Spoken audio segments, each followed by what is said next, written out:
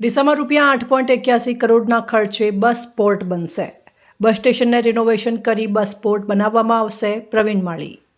ગુજરાત રાજ્યનું પ્રથમ આધુનિક બસ સ્ટેશન 2001ની સાલમાં ડીસા ખાતે બનાવવામાં આવ્યું હતું, જેને 25 વર્ષ પૂર્ણ થતાં આ બસ સ્ટેશનને રિનોવેશન માટે રાજ્ય સરકાર દ્વારા 8.81 કરોડની ફાળવણી કરવામાં આવી હતી.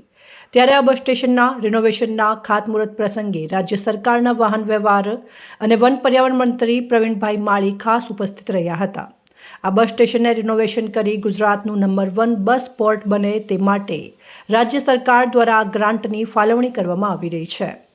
અને હા, આ બસ પોર્ટની અંદર પેસેન્જરને બેસવા માટેની આધુનિક સુવિધાઓ, સમયપત્રક, ડિજિટલ બગીચો, ફુવારા સહિત એગ્રીકલ્ચર અને જળ બચત માટેની કૃતિ આ બસ પોર્ટની અંદર મૂકવામાં આવશે. સાથે જ એરપોર્ટ જેવી સુવિધા આ બસ પોર્ટમાં મળે તેવું આધુનિક બસ સ્ટેશન બનાવવામાં આવશે.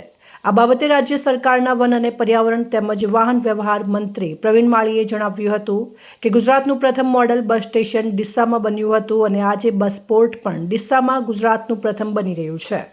આજે 2 બસોનું લોકાર્પણ પણ કરવામાં આવ્યું. વધુમાં જણાવ્યું હતું કે મારા પિતા આ બસ સ્ટેશનનું મોડેલ લઈને આવ્યા હતા.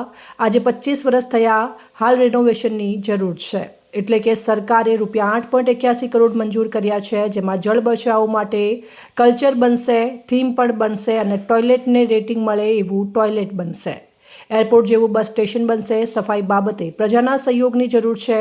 રાજ્યના પ્રથમ થૂકદાની ડીસા બસ સ્ટેશનમાં લગાવવામાં આવશે. અને વધુમાં કહ્યું હતું કે સમીર દિવાન નામનો કંડક્ટર ક્લાઇમેટ ચેન્જનું કામ કરે છે અને હું અભિનંદન આપું છું. GSRTCનું કામ ઇતિહાસમાં સૌથી મોટું કામ આ વર્ષમાં હશે. હવે ટિકિટ પણ ડિજિટલ પેમેન્ટથી થશે. તમામ પ્રકારે પેમેન્ટ થાય એ માટે ST વિભાગે નિર્ણય લીધો છે. સનેડા બસનું લોકાર્પણ કરવામાં આવ્યું, જે બસની સીટ પ્લેન જેવી હશે. બસોમાં CCTV ફરજિયાત કરવામાં આવ્યા છે.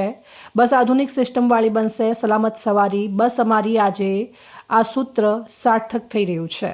આ કાર્યક્રમમાં GSRTCના સેક્રેટરી રવિ નિર્મલ, પાલનપુરના ધારાસભ્ય નિકેત ઠાકર સહિત રાજકીય આગેવાનો, ST વિભાગના અધિકારીઓ અને નગરજનો ઉપસ્થિત રહ્યા હતા. આજે બનાસકાંઠા જિલ્લાના GSRTC વિભાગ દ્વારા ડીસા બસ સ્ટોપને નવીનીકરણ એટલે 25 વર્ષ પહેલાં બનેલા બસ સ્ટેન્ડને નવીનીકરણ કરવાનું આજે ખાતમુહૂર્ત કર્યું.